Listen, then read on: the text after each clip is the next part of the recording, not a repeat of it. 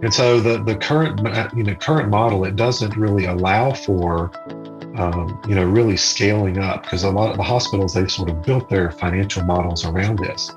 And so they don't want to increase costs. So they're very reluctant to do things like hire additional positions or increase wages.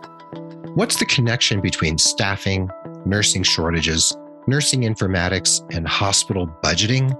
Let's talk all about it with board-certified informatics nurse and consultant Robert Wingo right here on episode 372 of The Nurse Keith Show. Well, hey there, this is Nurse Keith. This podcast is always about you and your personal professional development, your career, the healthcare system as a whole, and I'm always here to share education, ideas, frequent diatribes, and informative interviews with some of the coolest and most inspiring people around. I love having you along for the ride, and I thank you from the bottom of my nurse podcaster's heart for being part of this growing Nurse Keith nation. And if you find value in the show, it would be really awesome if you'd consider becoming a patron at patreon.com/Nurse Keith. You know, we're now over 400 episodes, actually, if we count all the bonus episodes I've done over the years. And that incurs a lot of costs along the way. And there's some really great people who just shoot me a little bit every month to help support the production of the show. So $2 a month would be great. If you want to pledge more, there's lots of prizes and awesome stuff I send you in return. Head over to patreon.com. That's patreon.com/Nurse Keith to sign up and show your support. And you can also refer yourself, your neighbor, your pet, or anybody to Nurse Keith Coaching for holistic career coaching with me, Nurse Keith. If you'd like to explore what holistic career coaching can offer, please email me at keith@nursekeith.com. And if you want to schedule that complimentary chat, I'd be happy to have that conversation. And if you mention the show, you can get 10% off your first coaching package. And we're here today, like I said, with Robert Wingo, my friend and colleague, who is a longtime informatics nurse with over 25 years of experience. And he's got some really interesting stuff going on. And the first question I want to ask you, Robert, is what is it like to work in nursing informatics, and how has informatics really grown in recent years? Hi, thank you for having me on, Keith. So nursing informatics, when I started out my career as a nurse, I was an oncology nurse. I worked in inpatient adult medical oncology. This was back in the 90s. So I worked during that, managed care revolution. And as an oncology nurse, I really enjoyed it because my patients would come back every 4 to 6 weeks for their next cycle of chemotherapy. So I got to know the patients. I got to know their families. And when they came back for the next round of chemo, they would actually come and find me and say, "Hey, we're down in room whatever. Please come and visit when you get a chance," even if I wasn't going to be their nurse. But in the 90s, we, again, like I mentioned earlier, the managed care revolution came through. There was a lot of cost cutting and so forth. And the chemo administration got pushed to the outpatient clinics. So at that point, my patients only came back to my unit when they were febrile and neutropenic, and they were actively dying. And that wasn't quite as enjoyable. But I was a nerd long before I was a nurse. In school as a teenager, I was writing computer programs for science fair projects, and I saw that the possibility of technology and what it could do for healthcare. And so, after being at the bedside for a handful of years, I had an opportunity to jump into a clinical informatics role, supporting clinical documentation system. I did that for a couple of years, and then I got a position down in Miami, Florida, where I installed my first nurse staffing and scheduling system, which I've now been working with that for about 23 years in nurse staffing and scheduling and budgeting and so forth. So one interesting thing about informatics, and especially working with staffing and scheduling, is that when I was at the bedside, I could only make a difference for the 5 or 6 patients that I was taking care of at the time. In an informatics capacity, I have the ability to positively impact nursing care delivery through staffing and scheduling by providing managers and the institution with tools and information to help them more effectively manage their staff and provide the resources that they need. Mm-hmm. Yeah. Was that a hard transition? And did you find leaving the bedside left you sad or bereft in any way in terms of like not having that patient contact anymore? Or do you feel like you'd done that and you were satisfied moving into the more like informatics and staffing and budgeting world? I definitely miss the patients. Yeah. That interaction of the patients and their families, and especially with cancer patients, which is a very difficult time for those patients and families. But I had a wonderful preceptor as a new nurse on an oncology unit, and she said that each type of nurse has a purpose, and sometimes the purpose for the oncology nurse is to help prepare patients and families for unfortunately the inevitable death that occurs with some of those. And so the caring and trying to be sure that you see the patients and preserve as much of their humanity and dignity as you can in the last days.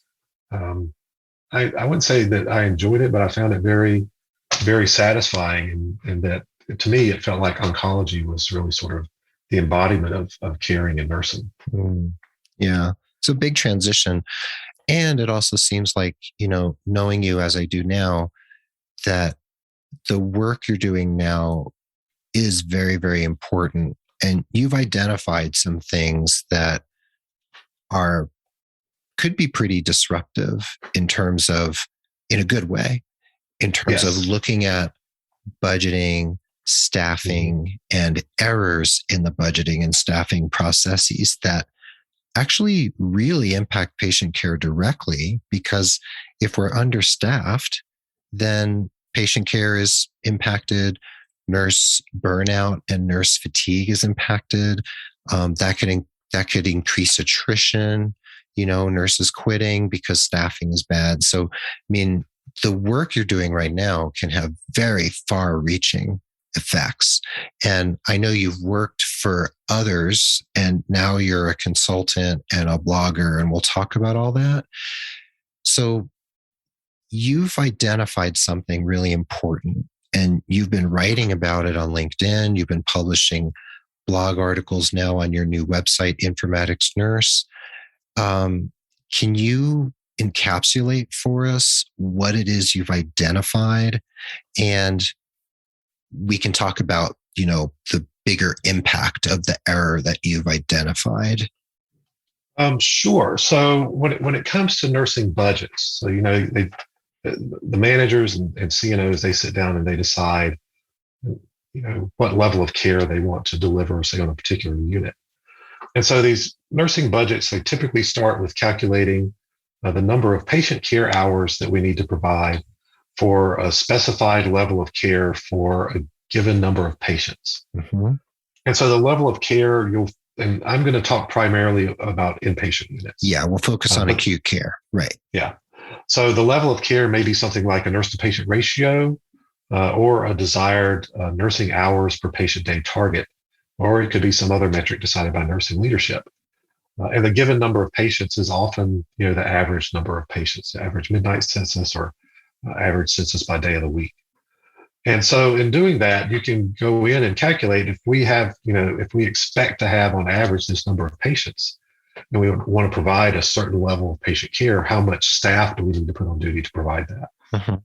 And so those calculations are fairly straightforward. Where it gets a little dicey is okay, so you figured out how much it takes to take care of your patients, but what do you do if somebody wants to take some time off?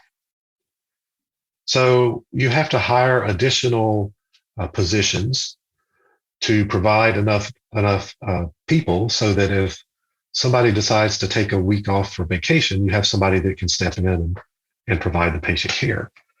So the error that I've discovered is actually in that calculating those extra positions, or FTEs, full-time equivalents in budget terminology, that need to be hired. And those are typically referred to as covering non-productive time. So you have productive time, which is you're taking care of patients, and your non-productive time, that's a very common term, although there's some discussion about changing that because it's not really non-productive. You're actually doing things.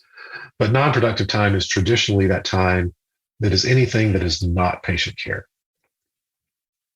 And so what happens is that calculation, it produces about a 2 to 2.5% shortfall of the expected hours, which that doesn't sound like a whole lot, 2 to 2.5%. But if you have a hospital that needs 500 RN full-time equivalents, and they have this error and they're expecting to use 15% of their total time as non-productive time, this error introduces a shortfall of almost 32 12-hour shifts per week, which that's an incredible amount of patient care time to be lost. 32 12-hour shifts per week. Mm-hmm. So that's a lot. I mean, that's not quite 5. I'm just trying to do the math. How many nurses that would impact in the course of a week? So that one example right there, if you annualize that, you're looking at a loss of almost 20,000 patient care hours per year. Wow. Okay. I was trying to do the math in my head and it was just not working, which is, par for the course with me in my brain.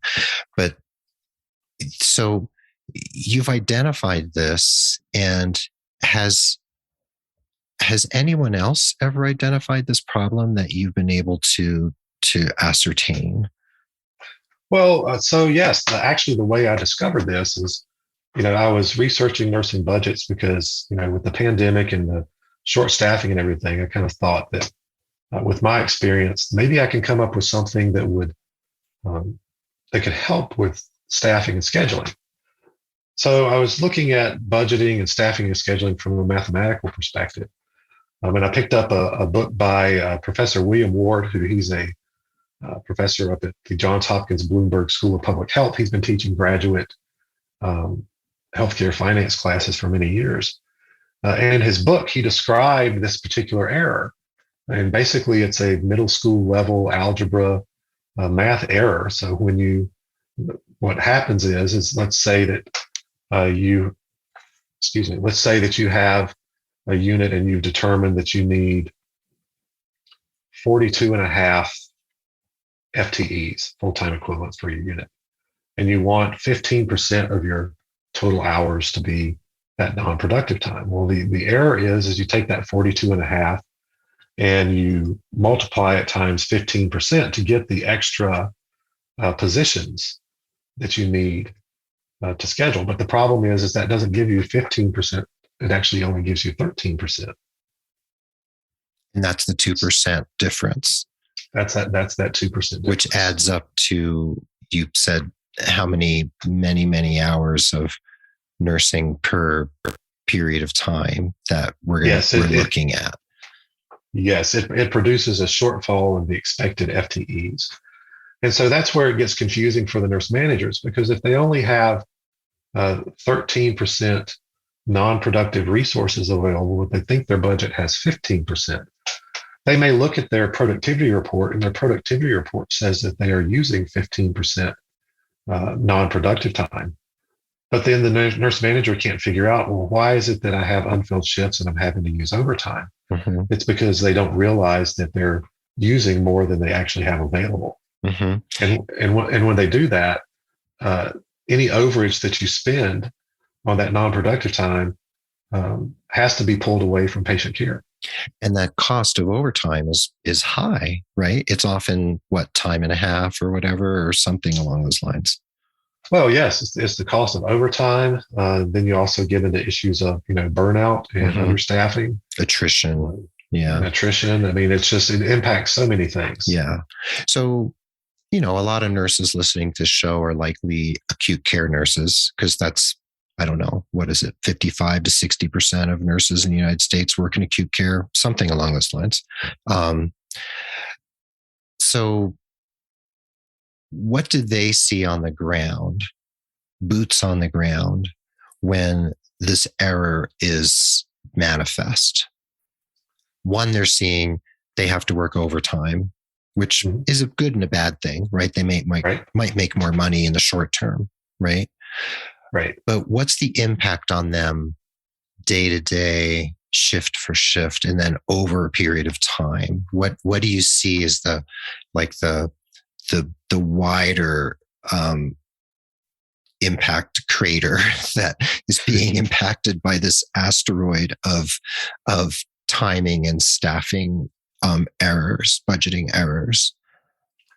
So the formula error is one part of the problem that I've identified. The interesting thing about this is I've been able to track it out, and this error has actually been around for 30 years.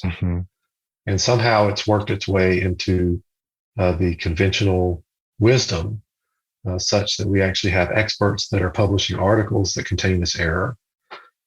We actually have some high-profile professional organizations that are providing workshops to nurse managers and are teaching nurse managers the budget process that contains this error. So it's perpetuating the error, right? Yes, it's perpetuating the error. Okay. At first, when I discovered it, I wasn't sure how widespread it was. Now I think it's fairly common. And so one of the ways that this sort of manifests itself is, when employees submit their time off requests, they'll submit them, weeks to months in advance. I may have a wedding that I'm going to in September, so I'm going to put in my time off request now. And what happens is the nurse manager sits down and they have no real concept of how much non-patient care time they can schedule while leaving enough resources needed to schedule the patient care shifts. And so what happens is they overspend on approving all of that non-productive time, and then they use whatever's left over to put at the bedside. And what that looks like is that you'll get a new schedule posted alongside an overtime sign-up sheet. And I think a lot of nurses will probably be able to identify with that. And just at a very analytical perspective, what's happened is that nurse manager has spent more on non-patient care shifts than they have the resources for. And this is where the error manifests. So like we said, that leads to people feeling overworked and overburdened, right? And then we have our nurse-patient ratios get tweaked, right? And then that leads to burnout and compassion fatigue and attrition. And then the staffing issues kind of blow up from there. Now, adding into this particular mix is what we identify regularly as the nursing shortage, or shortages, that happen in different regional areas or even different metropolitan areas. Because it's not like there's a shortage in every single place we go. The shortages happen in various places for various reasons. So if we layer on top of that the pandemic and what's happened over these last couple of years, it sounds like there's a recipe for some staffing disasters and some real problems for nurses who are out there slogging it out, right? Yes, absolutely. You and I have talked to, I'm sure, many of those nurses who are slogging it out, and some of them are listening right now. So what are your observations and thoughts about taking into consideration this budgeting error that you've identified that's being taught over and over and over and over again for the last 30 years and to this day, and these shortages and then the pandemic? Like, is it a perfect storm that's happened over the last couple of years? The past couple of years have definitely exacerbated the problem. Yeah. When it comes to the nursing shortage, the nursing shortage has actually been around much longer than I believe most people realize. So I have a quote I'd like to read you. This is a quote from a government report about nursing. And it says, many nurses have left the profession because of being underpaid for strenuous overtime labor, and always with the same story of being short of help, thereby having to do more work than a human can possibly stand. Now that sounds like it could be pulled from the headlines today. It could. This quote is actually from a report titled The Economic Status of Registered Professional Nurses that was published in 1947. 1947? 1947. And I've got additional material that has, talks about the problem of, even going back to the 1930s. 1947. I mean, we're talking 1947. Almost 80 years ago. So Yes. 73 years ago. And that really could be pulled from a headline of the New York Times or whatever, or any nursing website today. So obviously, this is nothing new. But we've had this pandemic over the last couple of years. And I mean, we know all the fallout from the pandemic. So in the context of this quote, which haven't shared with me before, what does that tell us about this long-term problem? So I think, unfortunately, one of the things that it brings up is that our leadership has kind of let us down here. This nursing shortage has been a thing for 75 years. I think it's very telling that there really hasn't been much done to address, the issue of patient care resources for decades. But the healthcare industry has spent significant time, energy, and money to expand the administrative layer. When I became a nurse back in 1992, there was a lot of talk and discussions about the impending nursing shortage and the retirements and the growth of healthcare and so forth. And they were talking about the period that we're in right now, when I became a nurse 30 years ago. And so we really haven't done anything to address it. And one of the big challenges is, and I don't know how many people realize this, is that the fee for nursing services is rolled up into the daily room rate charge in the hospitals. Yes. And it's treated by finance as a cost to be reduced, contained, and managed. And I think that unfortunately says a lot about the value of nurses in our system today. And so part of my work is we need to have a serious industry-wide discussion about the state of nursing and what are we going to do to stabilize nursing in the short term and position it for the growth that we need to replenish the healthcare system. Yeah, and when nursing, we've talked about this on the show before with a couple other guests. When nursing services are rolled into the cost of the room, and we're talking acute care, obviously, then you can't bill for nursing services, right? Because it's just rolled up into cost. So what's the impact of that? And how does that affect the way in which nursing care is valued in the big picture? So before I get into the impact, I'd like to back up just a little bit. Yeah. And nurses back in the 1920s, they used to contract directly with families for the care of their relatives. And they would provide a bill. And so part of how nursing ended up rolled into the room rate is, it was the 1920s. There were several medical innovations such as aseptic surgery, x-rays, and medical laboratories that led to this growth in hospitals.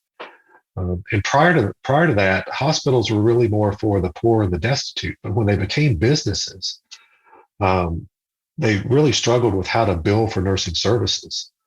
And they were struggling with, how to pay for everything. So what they did was hospitals actually looked to the hotel industry. And that's how we ended up included in the room rate. Really? That's true? So that was about 100 years ago. Yep, 1930s. They looked to the hospitality industry. Yep. Interesting. And of course, we can see that hospital care does have some hospitality. Maybe there's no coincidence that it's called a hospital.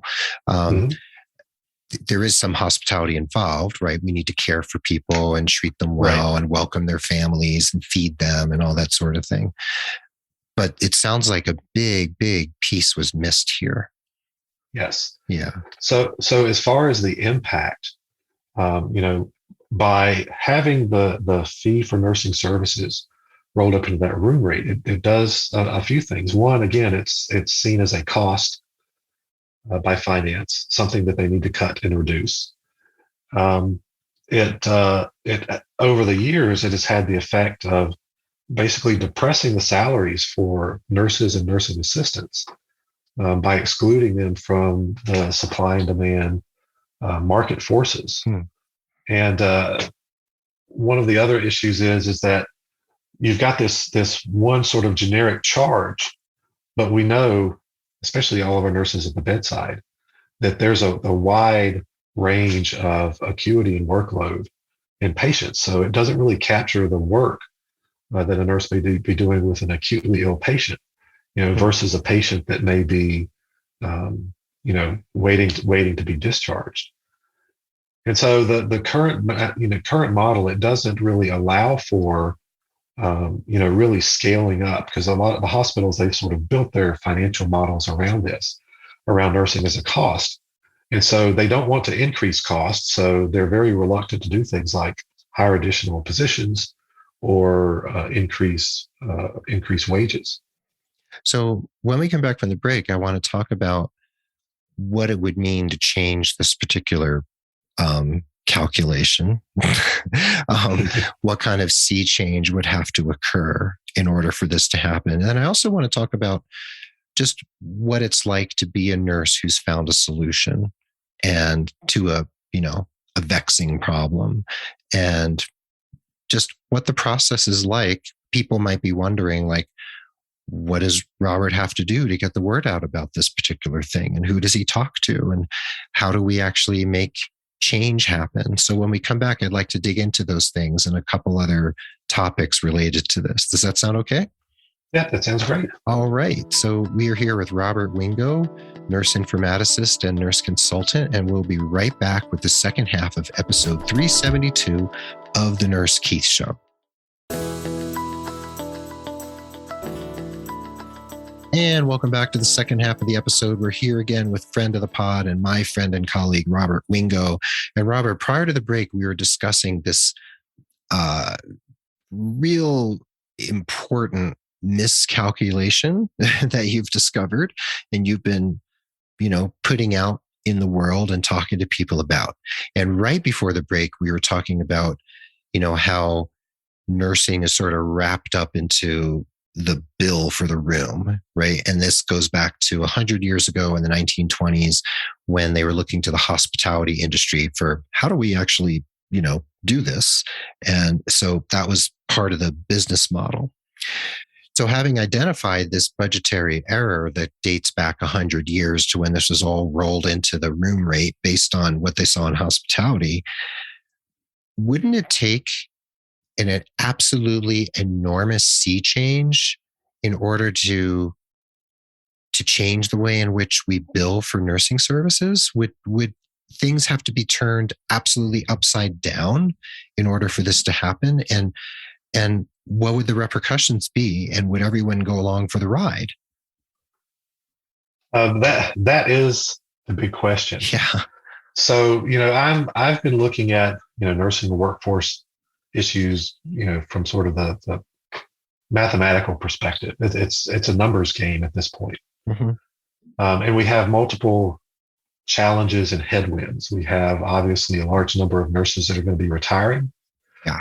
We have significant issues in our education pipeline for nurses with not enough instructors. And part of the problem with the nursing instructors is that their salaries are just so low. Yes. Yes, and so it's very difficult to attract people to be a nurse educator. And then we have the added complications of COVID and the pandemic, and sort of the stresses and everything that has been placed on everybody with that, all of the understaffing and burnout and moral injury. And I believe hospitals have been kind of backed into a corner by having nursing set up as a cost. So in looking at the numbers, we really have to we really have to sort of get real about this. We've got to find a way to, the bottom line is we have to find a way to put more caregivers at the bedside. That's the bottom line. And in order to do that, we have to what the nurses are saying very loudly and very clearly is that the working conditions are the problem right now. And you can further break down working conditions into issues of workload and issues of compensation. Mm-hmm. And workload very often means you need more people there on duty to share the load. So what we're talking about is we need to hire more people to put them at the bedside, and we need to give them better salaries. So doing that under the current nurse included in the room rate cost model is going to be extremely difficult. And I think we need to start exploring, how do we take nursing from being a cost to where finance basically defines how many resources we can devote to patient care, to having nursing be a revenue center where we can actually bill for nursing services and take into account things like patient acuity and requiring a higher level of care. But when you say you said we need to look at this. I'm thinking, okay, there's insurance companies, there's the fiduciary people, the financial people at institutions, there's large healthcare systems, small community hospitals. You have the nurse managers, the CNOs. When you say we, it's a humongous collective we, and it sounds like we would need a lot of buy-in from a lot of people and institutions in order to actually make this work. So when I mentioned sea change a few minutes ago, it sounds like it would take like an enormous individual and collective agreement that things have to be different, because you couldn't have just one hospital change it, right? Wouldn't it have to be a systemic change? Yes, it would be. Yeah. And it would be a huge undertaking. Yeah. And it would impact so many things in healthcare. But again, my concern is looking at the workforce and looking at the numbers. If somebody could explain to me how, again, we can stabilize nursing and position it for the growth we need under the current model, I would love to hear it, because I'm having a really hard time seeing how we can do that. I would love to hear it too. Yeah. And here's a question I want to ask you, which might be on some listeners' mind. When you're a nurse whether you're an informatics nurse, staff nurse, manager, whatever, so you're a nurse and you found a solution to an important, vexing problem. How does one go about actually getting people to listen? And I know this has been basically your job recently, is getting people to listen. What do you do? Do you knock on doors virtually and non-virtually? Do you like grab people by the lapels? I mean, we know that this is a slow moving ship. Yes. What do you actually do to make people listen to something like this, which you and I know is very important? Yes, and it's been extremely difficult. So in looking at all of this and looking at the problem with scheduling resources, I've actually identified a very simple formula that nurse managers can use to calculate how much non-patient care time they can put on a schedule while leaving enough resources for the patient care shifts that they need. And I'm calling it my care-centric scheduling approach. And it seems very simple. And I've got, a very lengthy post on my blog where you can go and read all the gory details on it. That's true. And so I started out by reaching out to leaders in healthcare. And this started last summer, actually. I spoke to just an incredible number of PhDs, DNPs, C-suite executives, healthcare finance people, healthcare influencers and innovators. And I got nowhere. I've had, it's been very frustrating that the um, industry just hasn't been receptive to hearing this. And I actually had a number of people tell me along the way, they said, Robert, you're going to have a hard time getting people to listen to you because they're afraid of how much money it's going to cost them. Mm-hmm. And the other issue is that this budget error is so entrenched in that we have experts and high profile professional organizations, and I'm also aware of two very large consulting firms that have been uh, approving of this flawed methodology in, in hospitals. So it's been very, very difficult to get buy-in and engagement from leadership. I even went so far as to have someone forward my information to a senior policy advisor to the American Nurses Association, which I never heard from them. It's been over 2 months. I'd reached out to a couple of directors at the Healthcare Financial Management Association, and I've largely been ghosted by them. They just stopped replying to my emails. So it was at that point that I decided to take it to the streets. So that was why I started my blog. Mm-hmm. And I'm trying to reach out to nurse managers and nurses at the bedside and even nursing assistants so that they have a better understanding of, well, why is it you're working so short-staffed all the time? And giving them information that they can use to better understand that, but that they can also take to their manager and start asking questions to say, hey, is there a better way that we can do our scheduling so that we're not working so short-staffed all the time? Yes. And then there's people along the way like Dr. Bonnie Clipper. Shout out to Bonnie, who's been on the show a couple times. She's a real nurse innovator. She's like the top nurse influencer on LinkedIn, actually identified by LinkedIn. There's certain people out there who have heard your message and actually are introducing you around because there's people who need to know this. And then you just said you're going to the grassroots. You're talking to nurses and nursing assistants and people kind of boots on the ground, so to speak, to kind of tell them, look, this is why, this is how your shifts are going. And this is why you're understaffed. And, maybe they may not have the deeper grasp of, the mathematics involved like me. I don't have a grasp of it either, but we can see it's a problem and that you have a solution. Absolutely. Yeah.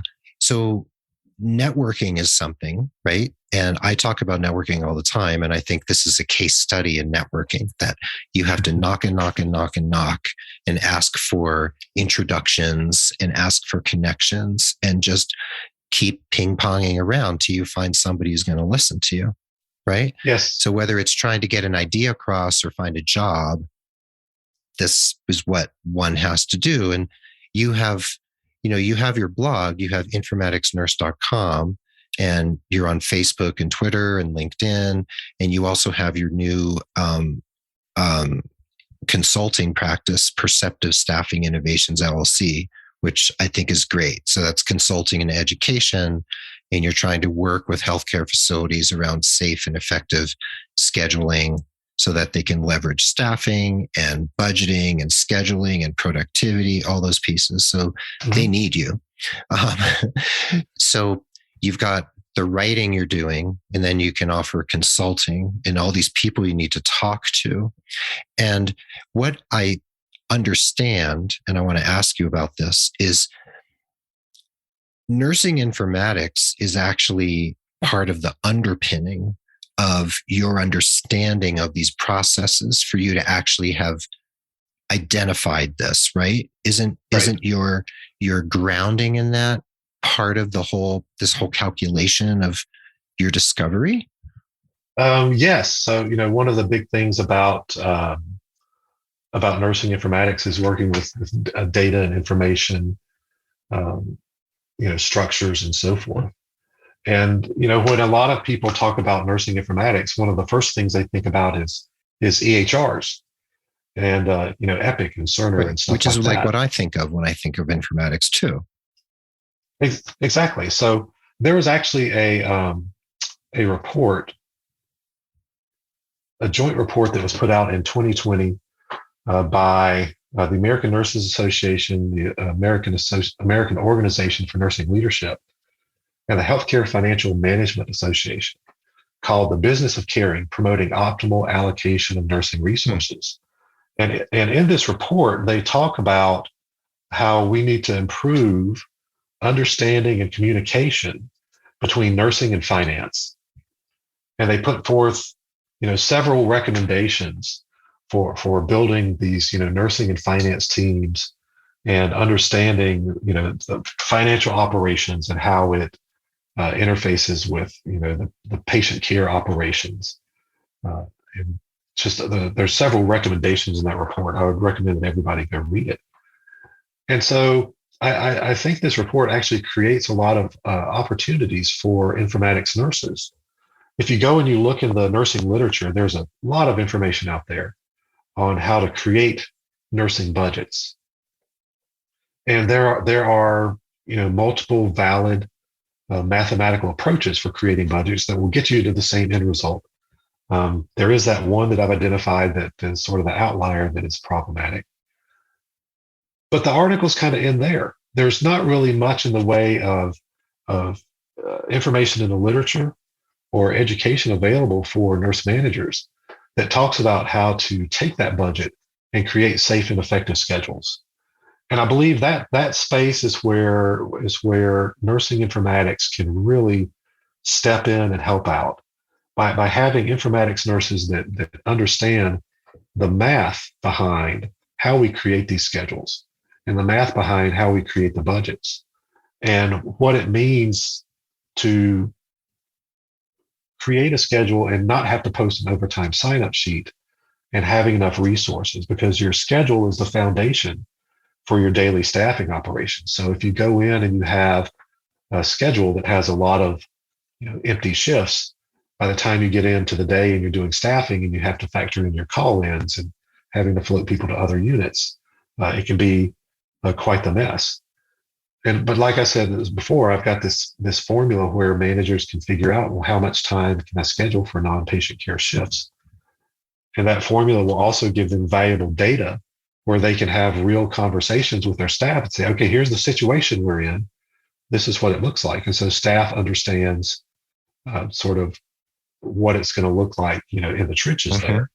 But it also gives the manager information and data that they can take back to their CNO and to finance to say, look, I'm having a real problem here and I need some help. And can we talk about some strategies and solutions on how we can better allocate our resources? Can we get some additional positions? And what can we do to sort of alleviate the staffing problems we're having? Yeah. And if I'm a nurse, whether I'm an informaticist, staff nurse, manager, unit director, whatever it is, right? And I've identified a problem.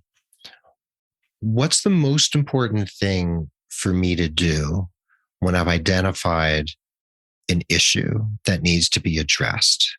Like where does one begin? Because you've been on a long road and it's not like this started yesterday.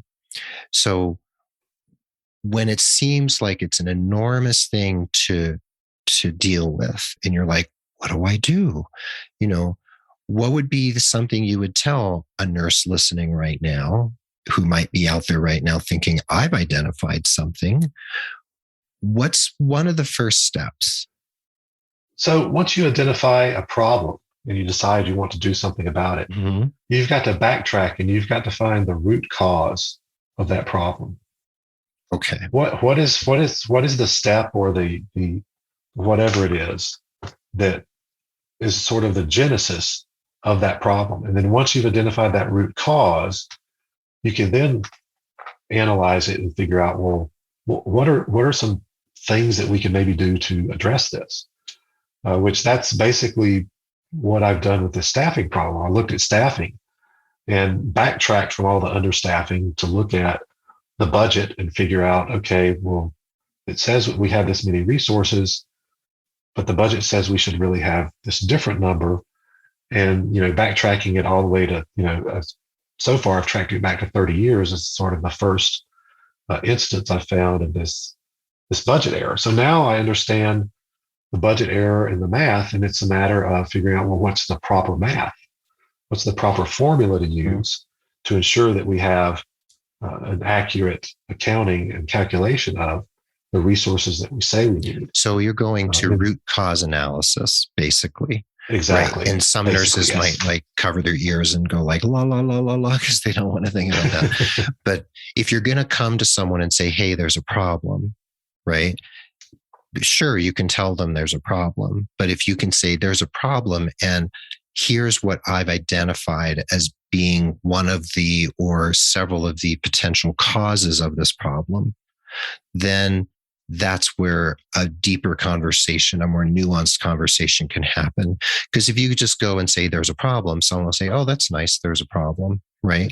But you have to come with something, and data speaks volumes. And of course, you have to cater how you deliver something based on who you're talking to.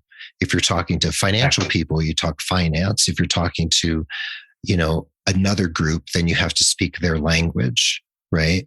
So basically it comes down to communication. You have to communicate clearly, but you have to have some meat on the bones of the solution, right? If you just clamor that there's a problem, it's not going to get anywhere, right? You have to come to them with something of some substance.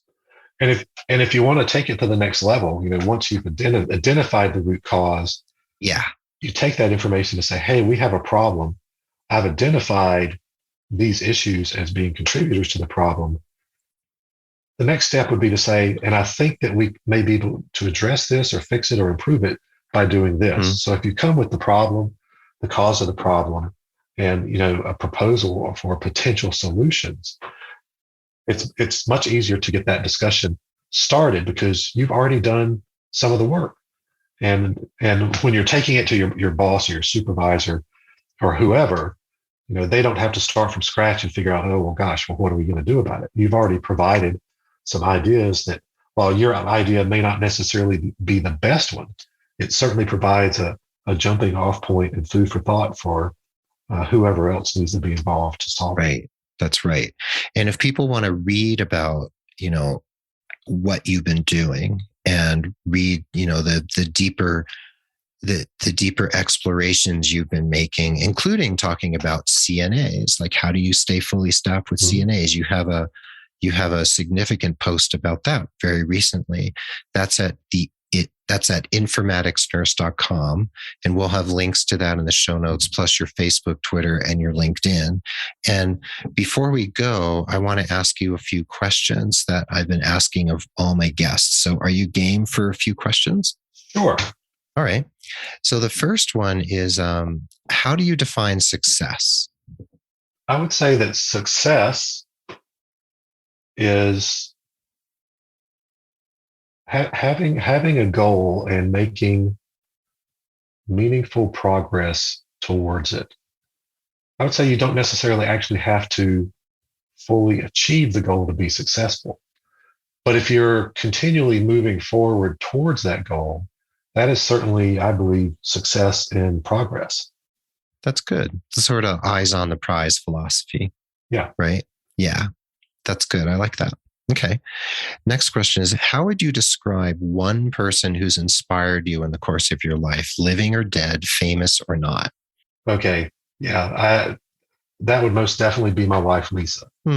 Tell us why. She has been my staunchest supporter. And when I have been so, frustrated or stressed out, she has always been there encouraging me because she also believes in what I'm doing and feels that my work is important.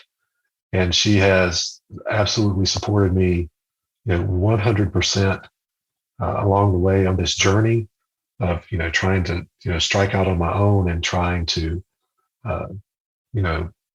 start my blog, start my own business, and going out and doing all of this networking. She's just been has been just the most amazing cheerleader. And I would say, with this and actually with other things, we've been together a little over 20 years. And she's just always been there for me. And it just has my back. That's really lovely. And I know you live in Houston with Lisa and your daughter Sabrina and three Yes. cats and a corn Hmm. snake and a Hmm. tarantula. So you all have you have a nice little family in Houston. And Yeah. I Yes, we hope do. the cats get along with the corn snake and the tarantula. Um, or maybe they don't interact very much. Um, okay, so next one is there a book or a movie that's had a major impact on the way you think or the way you live your life? And it doesn't have to be like a favorite book or a favorite movie, just one that kind of like informs something about who you are, how you look at the world. I can't really give you the name of like a specific book. There's Okay. actually sort of a handful of books, Mm-hmm. but it has to do with the teachings of Buddha. I'm Hmm. Buddhist, and one of the big things about Buddhism is the concept of suffering, and that by being alive, that we're all going to suffer to various degrees, from suffering the death or loss of a loved one, or suffering not having your favorite condiment for your sandwich. It's a very wide range of issues you can run into. And in nursing, we very often deal with suffering of our patients and suffering of our families. And here with the pandemic, we've seen a tremendous amount of suffering in healthcare workers, and also the families that those workers go back to. Mm-hmm. So for me, part of the reason that this work that I'm doing now, why I feel it's so important, is one of the things that we do as Buddhists is we try to decrease suffering as much as we can for ourselves and for those around us and for the world at large. And this staffing problem, if you look at over the decades, the issues that it's caused, and just the amount of suffering from understaffing, um, the stress and burnout, moral injury, the just having a chance to potentially improve those staffing conditions with the work that I'm doing is really what drives me. I'm doing it for the nurses. I'm doing it for the patients. Um, I'm trying to make a difference, and that's really what drives me, and what has really sort of influenced my life and my work at this point. That's great. I like how you contextualize that in a bigger way. It's not just one book. It's more like a school of thought. It's more like Right. a philosophy. And I really appreciate that. So thank you. I really love that. And Pema Chodron is one of my favorite Buddhist writers. I love her books. Like the one about they're all about the nature of suffering and compassion, pretty much. Yeah. Like The Places That Scare You, and those other books by her, which are when things fall apart. That's a really important one too. That could be like a handbook for COVID-19. Oh yeah, she's a fantastic author. She is fantastic. Yeah. Okay. One last question.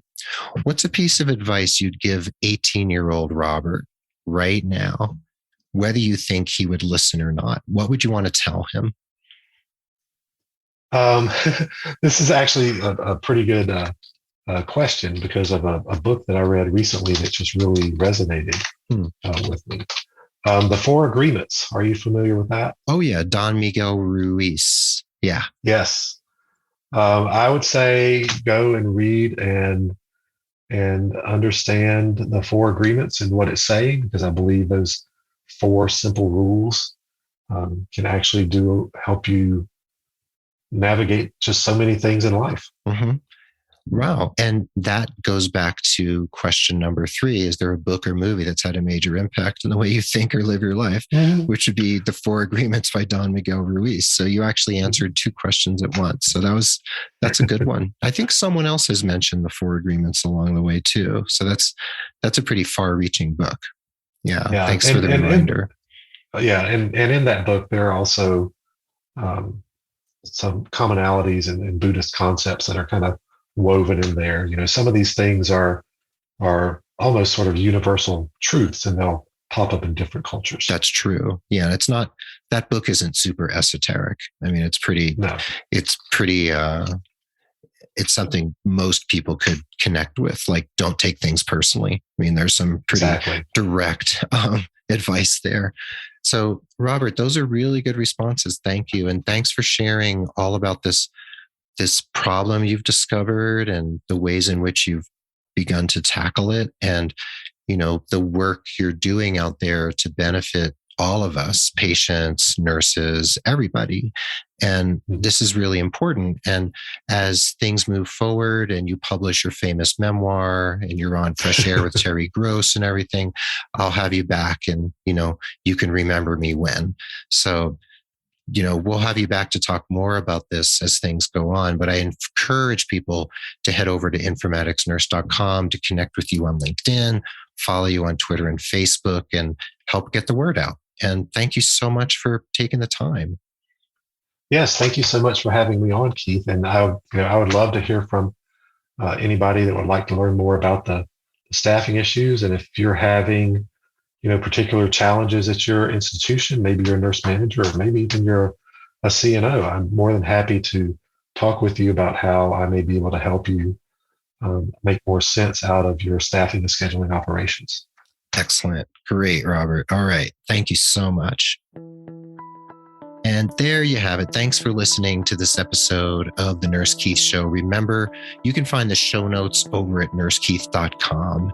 And if you need personalized holistic career coaching, please don't look any further than nursekeith.com. Mention Robert Wingo or the show and get 10% off your first coaching package.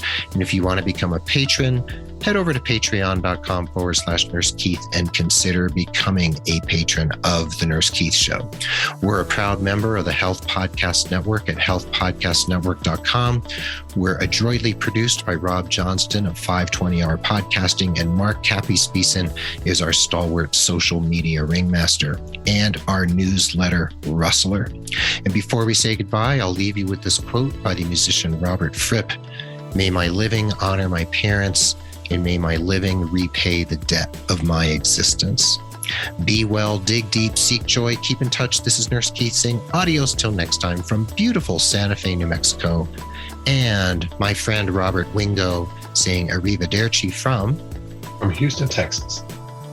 Houston, Texas. Thank you so much, Robert. Thank you to everyone for listening, and we will catch you on the proverbial flip side.